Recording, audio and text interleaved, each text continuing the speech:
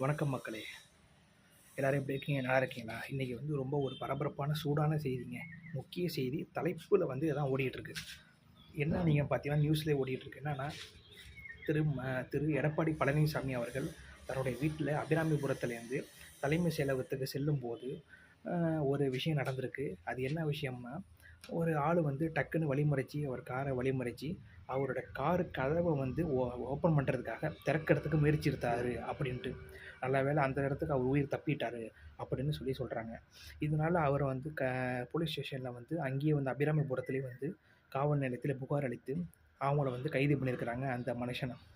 ஆக ஒரு மனிதன் வந்து ஒரு பெரிய ஒரு மினிஸ்டரையோ இல்லை ஒரு பெரிய ஆளையோ பார்க்குறதுக்காக முயற்சித்ததுனால இது நடந்த ஒரு சம்பவம் இது.